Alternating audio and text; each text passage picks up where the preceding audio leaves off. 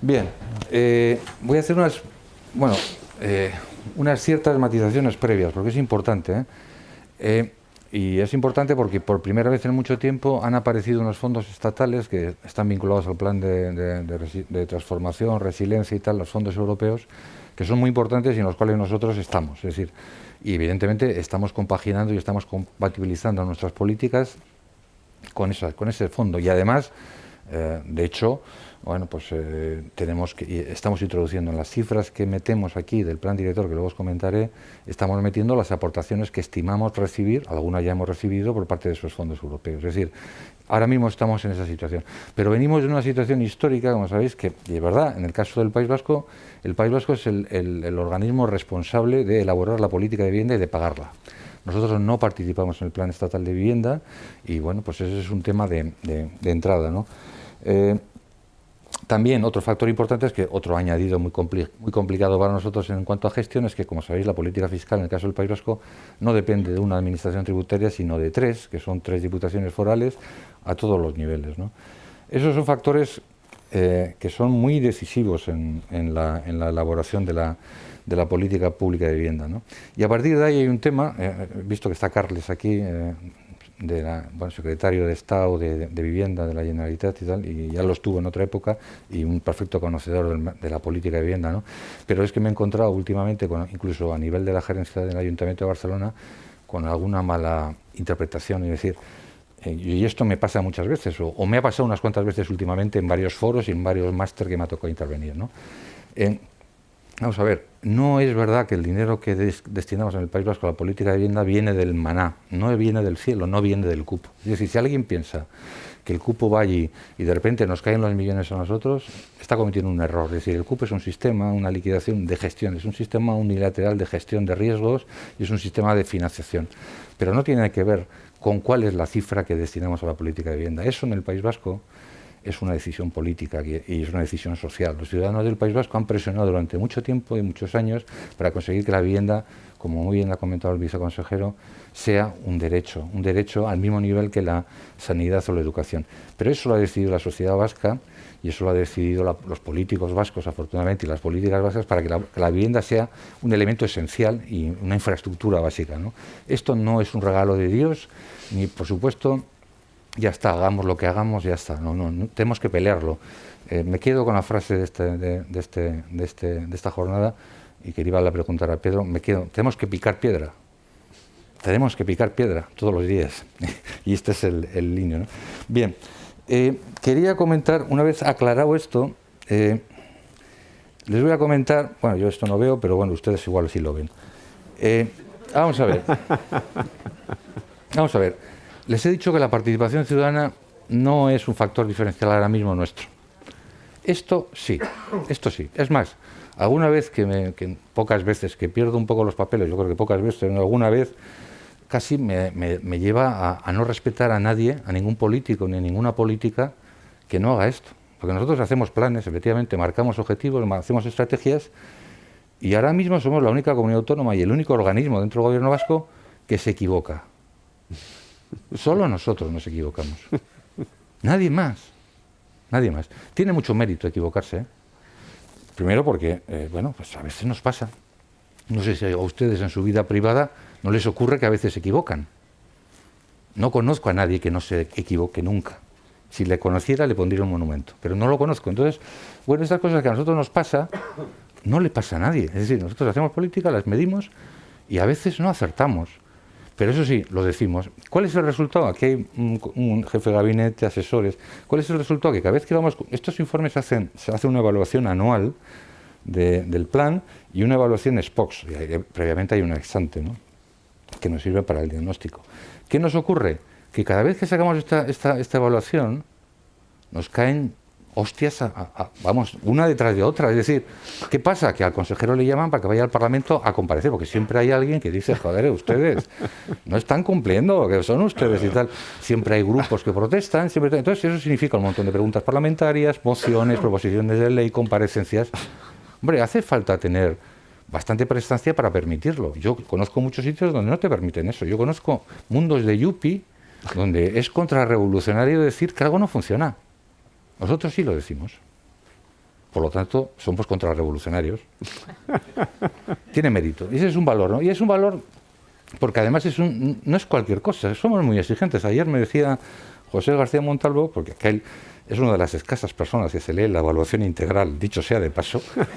Les animo a que entren en la página web y se lo lean y nos hagan un favor, porque es un cómputo, ¿no? Él se lo lee y me decía, joder, es que vosotros sois unos chulos. Porque claro, nosotros consideramos que un objetivo, un programa, una acción no ha sido cumplida cuando no alcanzamos el 75% de ejecución. Entre el 75 y el 85 nos damos puntuación media y de 85 a 100 o más nos decimos, joder, lo habéis hecho muy bien. Bien, eso es un nivel de exigencia que, francamente, yo estoy seguro, ya me imagino algunos que dirían con un 20% de ejecución, semáforo verde, y se quedan tan tranquilos. En nuestro caso, no, ¿no? Bien, ¿qué nos ha pasado? Esto está disponible en la web, lo pueden acceder a ella. ¿Qué nos ha pasado en este plan? Nos ha pasado que tuvimos un año muy malo. El 2020 no hace falta que les diga que fue un año horroroso, con lo cual, por eso está la tabla. Los incumplimientos en la mayoría de las acciones en las que hemos incumplido, que no son tantas, ahora lo vamos a ver, tienen su explicación en el 2020. Es decir, en el 2020 iniciamos menos viviendas que lo previsto, concedimos menos ayudas, en fin, no hace falta decir que la obra estuvo parada durante meses y que los funcionarios nuestros estuvieron en su casa teletrabajando más o menos, los que podían, y los que no, pues también, yo qué sé, desde su casa, con lo cual, digamos que la administración paró las máquinas, aunque luego funcionaban muy bien en otros ámbitos, como ha comentado Patricia brillantemente, ¿no? Vale, hemos acertado bastante en algunos. También me preguntaba, porque claro, cuando tú tienes un catedrático de economía, también te miran los excesos, y dices, joder, y ese 122 que tienes por ahí, ¿qué pasa? Que ahí, bueno, pues hemos tenido un 122, se nos ha ido la mano en lo bueno, porque en determinados ámbitos, efectivamente, la realidad no se ha superado. Además, tengo aquí a 3 sufridores de esa realidad. Por ejemplo, en el País Vasco, desde la ley de vivienda, es obligatorio que todos los registros y además la ley va por ahí también, parece que se va a ser obligatorio en todas las comunidades autónomas, todos los contratos de arrendamiento se registran y las fianzas se registran en nuestras cuentas, en las delegaciones territoriales, en nuestras cuentas, ¿no? Nosotros, cuando esto lo calculamos en su momento, además el informe económico lo hice yo y tengo que reconocer que me equivoqué y cuando lo presenté me decían que estaba loco, yo preveía que llegaríamos a 50.000 contratos registrados en estas fechas. Y me parecía la leche. Estamos hablando de un mercado, como muy bien ha comentado Pedro, que tiene poco más de 120.000 viviendas. Bueno, pues la realidad actual nuestra es que ya tenemos más de 100.000 contratos de vivienda registrados. 100.000.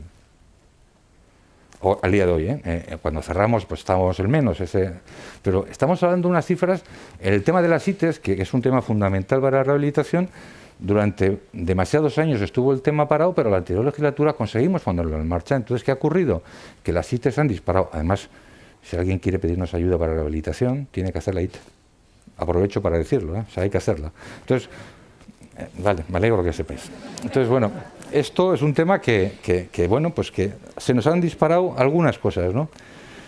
Bien, vale, bueno, pues había como 35 indicadores cuantitativos, en 21 hemos alcanzado el éxito, en 4 hemos alcanzado una nota media y en 10 hemos tenido un grado de cumplimiento bajo, por encima del 75%. Pero es que además había un conjunto de acciones que había que hacer y hay un seguimiento acción por acción. Bueno, pues 104 acciones las hemos puesto en marcha y 11 acciones no las hemos ejecutado. Os podría comentar algunas, pero no las hemos ejecutado y por lo tanto lo decimos. Además se ve cuáles son. Bien. Y por supuesto que harán preguntas parlamentarias sobre eso. Aquí está un poco el detalle por los grandes conceptos, no creo que, bueno, pues ya les digo. Bien, ese es un tema importante, porque nosotros meneamos mucho dinero en esto. Es así.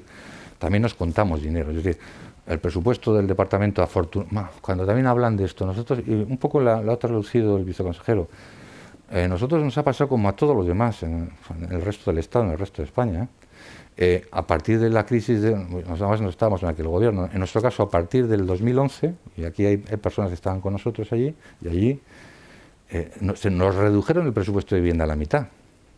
Nos lo redujeron a la mitad. O sea, durante 4 años a mí me dieron la instrucción, entonces volví a ser funcionario de noble condición Y a mí me dieron la instrucción de no levantes la cabeza porque te doy 2 hostias. O sea, no sales. Entonces, efectivamente, no salimos en 4 años porque no teníamos que salir, ¿no? Bastante teníamos con pagar las nóminas y poco más, ¿no?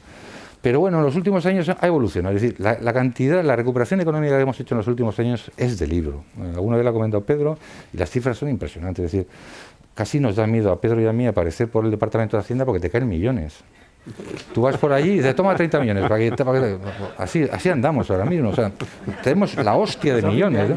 Entonces, bueno, ¿cuál es el resultado de todo esto? Pues el resultado de todo esto es que tenemos unos presupuestos muy importantes. Es más, fíjense ustedes, habíamos previsto gastarnos 1.134,82 millones, no es moco de pavo, en 3 años y no hemos cumplido. No, hemos ejecutado 1.082,46, es decir, el 95,4%.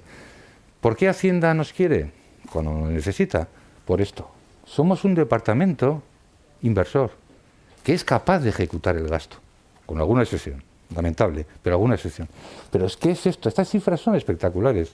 Un 95% de ejecución sobre lo previsto significa que lo que les decimos ahora, que es para el próximo plan, vamos a menear más de 1.200 millones de euros, no es ninguna broma.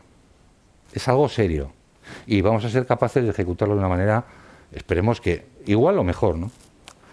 Bien, ahora vamos a entrar en algunos objetivos que, claro, yo no les puedo comentar mucho. Primero porque, evidentemente, hacemos lo de siempre. Hay objetivos anuales, les he comentado, hay una vinculación entre la planificación estratégica y el presupuesto anual exactamente igual que en cualquier empresa privada. Aquí hay bastantes empresas privadas. Creo que esto no es ninguna novedad para ellos. Saben lo que significa. Ellos hacen planificación estratégica y ellos hacen también presupuestos anuales. Igual que nosotros. Las mismas herramientas, ¿no? No les puedo, y por lo tanto, esos objetivos anuales van al presupuesto y van a la memoria de objetivos, acciones e indicadores. No les puedo dar mucho detalle porque, bueno, íbamos a ir el 29 de noviembre al Parlamento a presentar el plan y a debatir con los grupos políticos, y como les hemos largado 4 tochos, y yo entiendo que es mucha documentación, y importante además, pues nos han pedido una ampliación y vamos el 15 de diciembre. Por lo tanto, no puedo avanzar mucho en entretenerme en cifras, más que en las grandes cifras. Y si se quiere mover... La de abajo, la grande, la grande. Ah, no, esto va para atrás.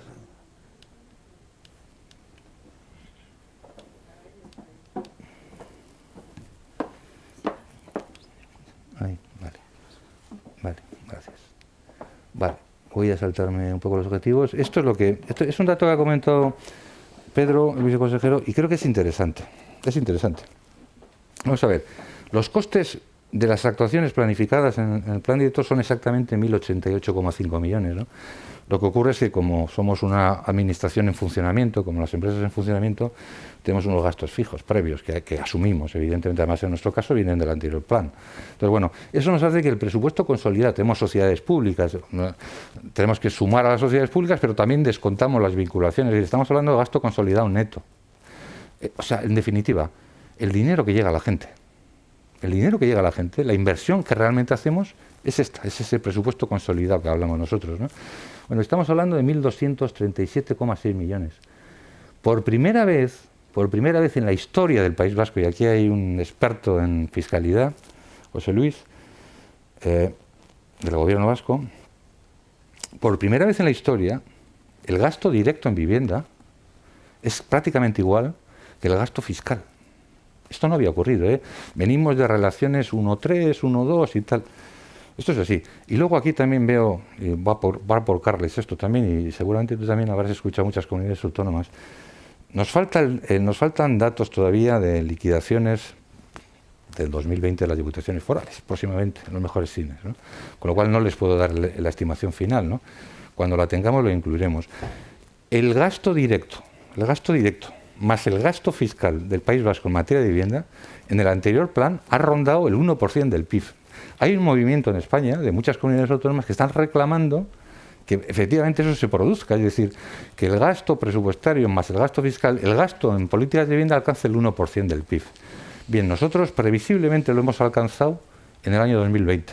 Y la estimación que tenemos es que en el año 2023 nos situemos en el 1,19%, gasto de vivienda sobre el PIB vasco, ¿no? O sea, que estamos hablando ya de cifras homologables a Europa. Lo siento, son cifras homologables. Además, hoy ha salido en varias presentaciones.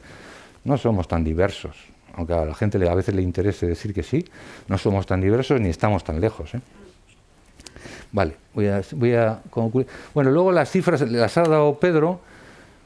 Bueno, 3.000 viviendas a terminar. Bueno, pues aquí estamos hablando de terminar 3.000 viviendas y bueno, también por los datos que ha dado Patricia, es que son verdad, es que llevamos años incorporando más de 1.000 viviendas año, en épocas incluso muy difíciles, ¿no? Pretendemos llegar a un parque público de en torno a las 29.300. Alokabide gestiona todo el parque público del gobierno vasco, está hablando de casi 16.000 viviendas. Luego tenemos pues otras sociedades públicas que tienen, en total, el objetivo son 29.300, ¿no? O sea, cifras importantes. Lo de edificación, aquí estamos hablando de iniciar, son 4.000 viviendas, aquí estamos hablando de inicios, ¿no? Hay un factor importante, que también insisto en la idea de Pedro, y ya voy por la recta final, que es un matiz también diferencial. Nosotros, cuando les he dicho que sabemos quiénes son nuestros demandantes, es que lo sabemos. ¿Qué nos pasa? Que el 80% de las personas que nos demandan una vivienda ganan menos de 15.000 euros. Entonces, ¿cuál es nuestro producto? ¿Qué tenemos que hacer? Nosotros tenemos suelo público que no es excesivo, pero bueno, tenemos el suelo público que tenemos. ¿Y cuál es nuestra opción? Pues ir al alquiler social, porque el alquiler social medio nuestro son 220 euros. Entonces, el suelo que tenemos público va al alquiler social, no va al alquiler asequible. Aquí no hay sociedades medio participadas por la iniciativa privada y la pública, ni concursos, Plan Vive.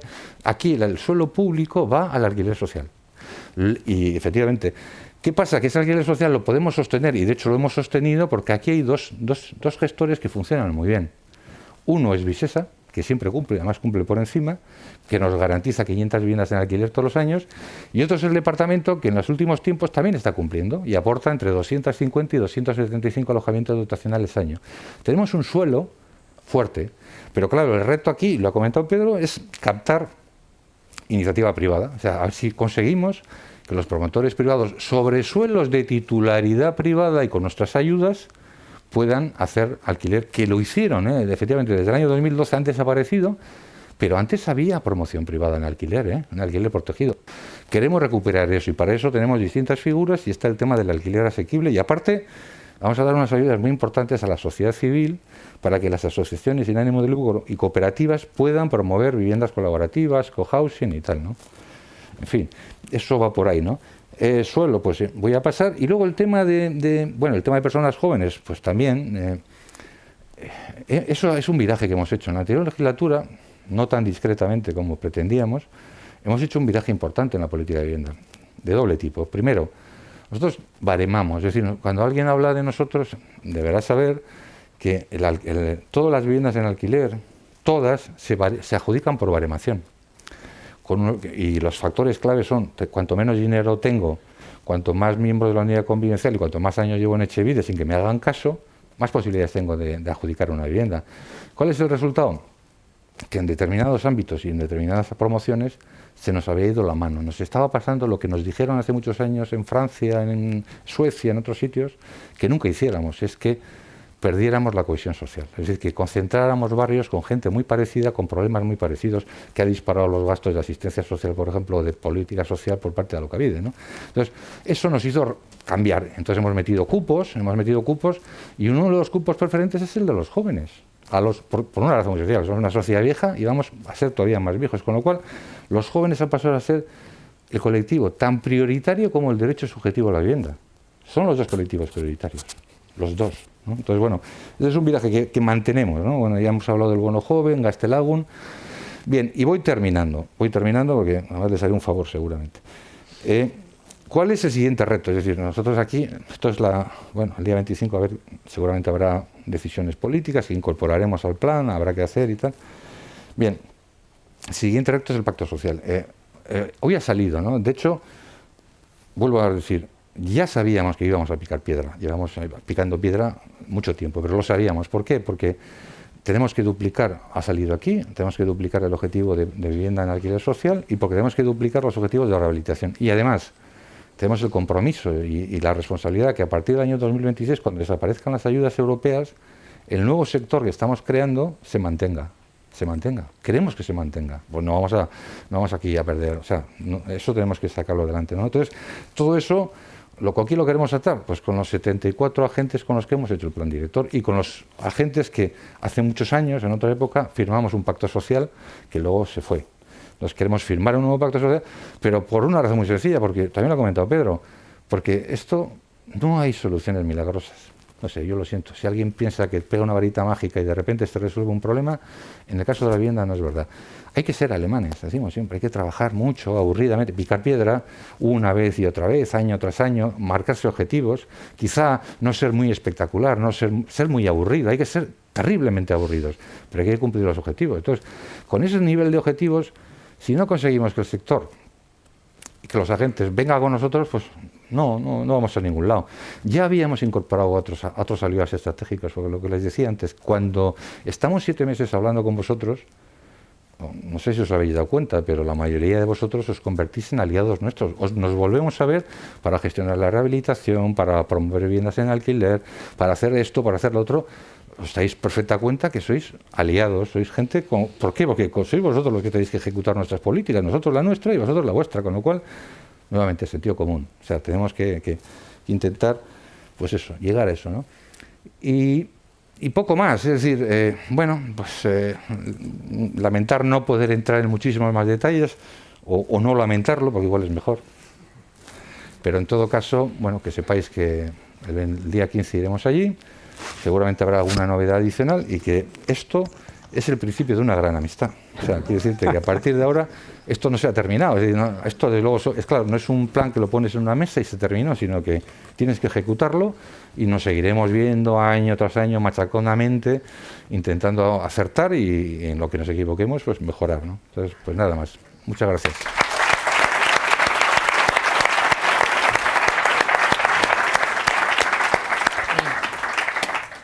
Queda inaugurado el pantano.